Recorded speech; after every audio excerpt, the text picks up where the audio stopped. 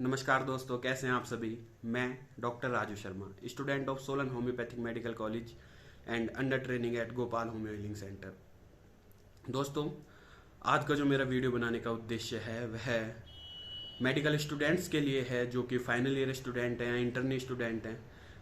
मेरे से बहुत से स्टूडेंट्स ने क्वेश्चन पूछा था कि सर, जब पेशेंट हमारे पास आता है तो हमको ये समझ में नहीं आता कि हम किस क्लिनिकल अप्रोच से हम पेशेंट का केस लें या क्या हम उनसे पूछें या किस तरीके से हम बीमारी के कॉज को फाइंड आउट करें। तो मैं आज इसी के बारे में बात करूंगा। इन सब चीज़ों के बारे में बात करने से पहले मैं एक बात के बारे में ज़रूर कहना चाहूँगा कि अधिकतर स्टूडेंट्स के दिमाग में ये होता है कि क्लिनिकल नॉलेज और थियोरेटिकल नॉलेज जो होती है वो अलग होती है। क्लिनिकल नॉलेज ज़्यादा इम्पोर्टेंट है क्लिनिक चलाने के लिए, थियोरेटिकल नॉलेज इतनी नहीं है। तो ऐसा बिल्कुल भी नहीं है, मैं बिल्कुल भी इस चीज़ को सपोर्ट नहीं करता। थियोरेटिकल नॉलेज भी उतनी ही ज़रूरी है क्लिनिक चलाने के लिए, क्लिनिकल प्रैक्टिस के लिए, क्योंकि जब हमको किसी भी चीज़ की थ्योरी पता होगी, हम किसी भी बीमारी के बारे में अच्छे से हम जानकारी हमको होगी, हमको उसके कॉज जानते हो, हम उसकी इन्वेस्टिगेशन जानते हो, तब ही हम उस बीमारी के कॉज को पकड़ सकते हैं। तो आज मैं बात करूंगा एक्यूट फीवर और क्रॉनिक फीवर के बारे में कि हमारे पास अगर फीवर का केस आता है तो हम किस तरीके से उसको इन्वेस्टिगेट करेंगे। तो फर्स्ट ऑफ ऑल हमारे पास फीवर का केस आया, एक पेशेंट आया हमारे पास। हमने उनसे पूछा कि आपको क्या परेशानी है। तो पेशेंट ने बताया कि डॉक्टर साहब फीवर है। तो हमारा फर्स्ट क्वेश्चन ये होता है कि फीवर आपको कब से है। तो एक्यूट फीवर में पेशेंट बताएगा कि डॉक्टर साहब 2 दिन से है, 3 दिन से है या 4 दिन से है।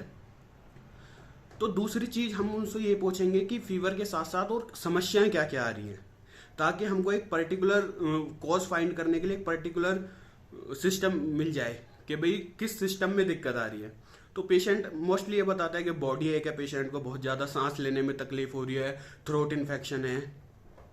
तो ऐसे ऐसे सिम्टम पेशेंट बताता है। तो एक्यूट फीवर का हम जो केस लेंगे तो हमको एक चीज़ तो पता चलेगी, पेशेंट को फीवर है। अब उस फीवर का कारण क्या आ रहा है, तो हम पेशेंट का थ्रोट चेक करेंगे। हम थ्रोट में देखेंगे कि भाई टॉन्सिलाइटिस तो नहीं है, फेरेंजाइटिस तो नहीं है, या और कोई अदर इन्फेक्शन तो नहीं है जिस वजह से गले में इन्फेक्शन हो गया है, जो हमारा फर्स्ट सिम्टम है वो निकल के आया है फीवर का। दूसरी चीज़ हमको ये देखना है कोई बैक्टीरियल इन्फेक्शन तो नहीं है। तो मोस्ट ऑफ द जो फीवर के कारण होते हैं तो इन्वेस्टिगेशंस में हम कराते हैं, जब हम प्रैक्टिस में होते हैं तो हमको एक बेसिक आइडिया लग जाता है कि आजकल केस किस चीज़ के ज़्यादा आ रहे हैं। जैसे डेंगू के केस हमको ज़्यादा देखने के लिए मिल रहे हैं, तो मे बी डेंगू पॉजिटिव होता है। तो डेंगू का जो पेशेंट है वो ये बताएगा कि मेरे को बॉडी एक बहुत है, जोड़ों में दर्द है, रात को सोते उठते भी मेरे जोड़ों में बहुत ज़्यादा दर्द है। तो हमको एक बेसिक सिम्टम मिल गया कि डेंगू हो सकता है। तो उसी तरीके से फिर हम उसको इन्वेस्टिगेशंस कराएंगे कि भाई डेंगू तो नहीं है, मलेरिया तो नहीं है, टाइफाइड या कोविड या स्क्रफ टाइफस, और भी कई तरीके के केसेस होते हैं। तो हम जो कॉमनली पेशेंट को बोलेंगे कि हमको जैसे लगा कि भाई थ्रोट इन्फेक्शन है, पेशेंट को टॉन्सिल स्वेल कर रहे हैं, तो हमको एक कॉज मिल गया। तो हम उसके बाद हम पूछेंगे कि सांस लेने में तो आपको कोई तकलीफ नहीं हो रही।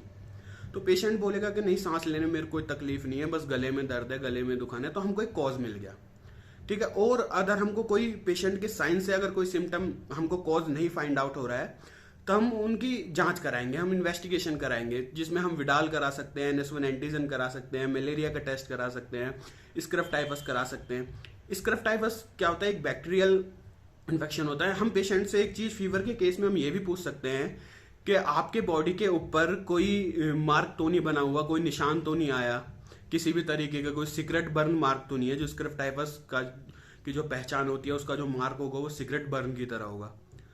तो अब हमने पता कर लिया कि हाँ भाई पेशेंट को ये चीज़ है। जैसे फॉर एग्जांपल मैं स्क्रफ टाइफस की बात करता हूँ कि पेशेंट का हमने टेस्ट कराया तो स्क्रफ टाइफस उसका पॉजिटिव आ गया।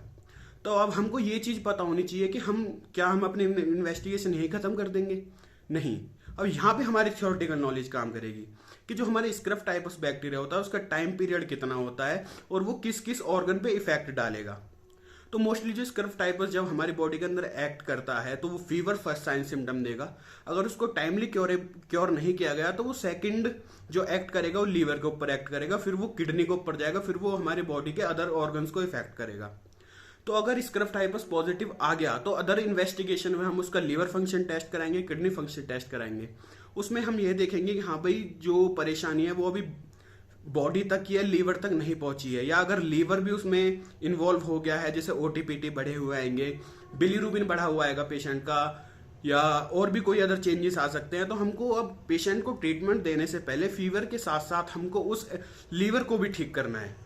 क्योंकि अगर हम कॉज को रिमूव करेंगे तभी हमारा पेशेंट क्योरेबली ट्रीट हो पाएगा। तो एक्यूट जो हमारे पास फीवर का केस आ रहा है कि एक्यूट सिम्टम्स है ना, तो एक्यूट के हम इन्हीं तरीके से ही हम पेशेंट के कॉज को फाइंड आउट करेंगे। जैसे जैसे आप पेशेंट देखेंगे तो आपको पेशेंट जो बताएगा आपको एक बेसिक आइडिया अपने आप लगना शुरू हो जाएगा। जितने आप मोस्टली आप पेशेंट देखेंगे आप जैसे, तो पेशेंट भी आपको कुछ ना कुछ नया जरूर सिखाता है। तो आप जब ट्राई करें तो आप इस पैटर्न के अकॉर्डिंग आप केस ले सकते हैं और कॉज को फाइंड आउट करें कि कॉज क्या आ रहा है। तो एक्यूट केसेस में हम इस तरीके से डील कर सकते हैं। हम बात करते हैं क्रोनिक फीवर की। तो क्रोनिक फीवर में ऐसा नहीं है हम पेशेंट हमारे पास आया, हम पूछेंगे फीवर बुखार कब से है, तो पेशेंट मोस्टली बताते हैं कि डॉक्टर साहब 1 महीने से है, ठीक हो जाता है फिर आ जाता है, ठीक हो जाता है फिर आ जाता है, ठीक हो जाता है फिर आ जाता है। तो इस केस में हमको ये देखना होता है कि भाई कोई इन्फेक्शन तो नहीं है बॉडी के अंदर।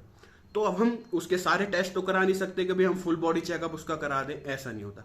तो हम पेशेंट से पूछेंगे कि आपको दिक्कत क्या आ रही है।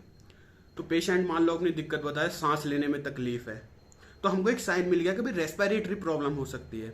तो हम वहाँ पे पेशेंट की जो लंग साउंड है उसको ऑस्कल्टेट करेंगे, उसमें हम चेक करेंगे कि भाई हमको कोई ब्रोंकाइटिस तो सो नहीं हो रहा, या और अदर इन्फेक्शन न्यूमोनिया तो नहीं है, और बहुत सारी डिजीज होती हैं रेस्पिरेटरी की, उनमें से तो कोई नहीं आ रही। तो हम ऑस्कल्टेट करके फिर हम पेशेंट का चेस्ट एक्सरे कराएंगे। उस एक्सरे में अगर हमको कोई एबनॉर्मलिटी मिलती है तो हम फर्दर इन्वेस्टिगेशन के लिए आगे जाएंगे कि सीटी हमको कराना है नहीं कराना है, या ब्रोंकोस्कोपी तो नहीं करानी। तो हम रेस्पिरेटरी का ही क्यों कराए, क्योंकि हमको एक सिम्टम्स मिल गया। उसी तरीके से अगर क्रॉनिक फीवर आता है, हम पेशेंट की चीफ कंप्लेंट को उस समय पे देखेंगे। पेशेंट बता रहा है कि भाई डॉक्टर साहब मेरा पेट खराब रहता है, तो हमको एक बेसिक आइडिया लग गया कि हो सकता है कि उसको जीआईटी कंप्लेंट कोई हो ना, पेशेंट को जीआईटी कंप्लेंट हो। तो उस समय पे हम पेशेंट का अल्ट्रासाउंड कराएंगे, एलएफटी कराएंगे, या हम एंडोस्कोपी हम कराएंगे।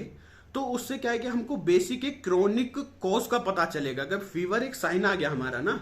अब क्या है, क्रोनिक फीवर है कि बहुत समय से चला हुआ आ रहा है, तो हम उससे ये भी पूछेंगे कि आपने कोई मेडिकेशन तो नहीं ली बुखार की ना, या आप किसी भी बीमारी की मेडिसिन तो नहीं खा रहे हैं। तो इस तरीके से हमको पेशेंट के सिम्टम्स से ही हमको उस कोर्स को फाइंड आउट करना होगा, ताकि हम डायरेक्ट उसी टेस्ट को हम करा सके, हम उसी इन्वेस्टिगेशन को करा सके, जिससे हमारा एक्चुअल डायग्नोसिस निकल के आए। अब हो सकता है पेशेंट को रेस्पिरेटरी प्रॉब्लम हो, या कोई प्लूरल इफ्यूजन हो रेस्पिरेटरी में। तो प्लूरल इफ्यूजन क्या, प्लूरल इफ्यूजन अगर पेशेंट में मिल जाता है तो वो भी एक फीवर का साइन कैसे हो सकता है, क्योंकि जो फ्लूइड होता है प्लूरल का, हो सकता है उसके अंदर भी बहुत सारी कंडीशंस बनती है कि भाई वो क्रॉनिक तो नहीं है, कोई इन्फेक्शन सीवियर इन्फेक्शन तो नहीं है, ट्यूबरक्लोसिस तो नहीं है, मैलिग्नेंसी तो नहीं है उसके अंदर। तो कंप्लीटली इन्वेस्टिगेशन अगर हम क्रॉनिक केस की करेंगे तो उसका भी एक स्टेप वाइज स्टेप हमको प्रोसेस में ही करेंगे हम उस चीज को ना। तो इन सब चीजों को आपको बेसिक ध्यान रखना होगा। और आप अगर पेशेंट आ रहे हैं तो पेशेंट के साइन एंड सिम्टम्स को ध्यान से लीजिए, कॉन्फिडेंटली पेशेंट से बात करें, ठीक है। क्योंकि आप अगर पेशेंट से बात करेंगे कॉन्फिडेंटली तो पेशेंट को ये लगेगा हाँ भाई डॉक्टर साहब जो डॉक्टर है हमारे, उनको नॉलेज है, उन्होंने हमारी बीमारी को पकड़ लिया है। तो और दूसरी चीज, जब तक आप सही कॉज को फाइंड नहीं कर पाएंगे तब तक पेशेंट कंप्लीटली क्योरेबल हो ही नहीं पाएगा। क्योंकि जब तक बॉडी के अंदर कोई भी इन्फेक्शन प्रेजेंट है, कोई भी बैक्टीरियल इन्फेक्शन हो, क्रोनिक सीवियर इन्फेक्शन हो, या जीआईटी कंप्लेंट का कोई इन्फेक्शन हो, इंटेस्टाइन में कोई इन्फेक्शन हो सकता है, लीवर में परेशानी हो सकती है, तो ये सब का ये सीवियर कॉज हो गए फीवर के ना। तो इनमें क्या है, और अदर सिम्टम्स भी पेशेंट को देखने के लिए मिलेंगे। तो इन सारी इन्वेस्टिगेशंस को आप ध्यान में रखते हुए, पेशेंट को सिम्टम्स को ध्यान में रखते हुए आप इन्वेस्टिगेशन करें और सही हम पेशेंट की जांच करने की कोशिश करें। तो ये सब चीजें जब ही पॉसिबल है जब आपको थ्योरेटिकल नॉलेज हो। तो मैं फर्स्ट चीज आपसे ये कहूंगा, जितनी आप थ्योरेटिकल नॉलेज ले सकते हैं ले, बुक्स को पढ़ें। कोई भी अगर बीमारी है तो उस बीमारी के बारे में आपको कंप्लीटली नॉलेज होनी चाहिए। बिना थ्योरेटिकल नॉलेज के जो हमारी क्लिनिकल नॉलेज है वो व्यर्थ है। क्योंकि जब हमको थ्योरेटिकल नॉलेज पता होगी तो हम तभी पेशेंट को आगे क्या इन्वेस्टिगेट करना है, कि क्या क्या चीजें हमको करनी है, उस चीज को सही समझ पाएंगे। तो दोस्तों मैं उम्मीद करता हूँ मेरे द्वारा दी गई जानकारी आपके लिए लाभदायक रही होगी। अगर आपको यह जानकारी लाभदायक लगी हो तो आप इस वीडियो को अधिकतर लोगों तक पहुंचाने का प्रयास करें और मेरे चैनल को सब्सक्राइब करें। और मैं इसी तरीके से नए नए केसों की जो इन्वेस्टिगेशन है मैं आपको बताता रहूंगा, आपके सामने लाता रहूंगा कि भी किस तरीके का केस आपके पास आया तो हम उसमें क्या हम अपना फर्स्ट स्टेप लाएं, सेकंड स्टेप हमको क्या करना है, थर्ड स्टेप क्या करना है, और एक्चुअल हम पेशेंट के कोज को किस तरीके से फाइंड आउट कर सकते हैं ताकि सिम्टम्स के साथ साथ जो बीमारी का कारण आ रहा है वो भी रिमूव हो। तो thank you so much guys. I hope मेरी वीडियो आपको पसंद आई हो। अगर आपको मेरे द्वारा दी गई जानकारी अच्छी लगी हो तो आप इसको अधिकतर लोगों तक पहुंचाने का प्रयास करें। और आपको कोई भी क्वेरी हो, कोई भी क्वेश्चन हो, आप मेरे से पूछ सकते हैं। धन्यवाद। Thank you so much.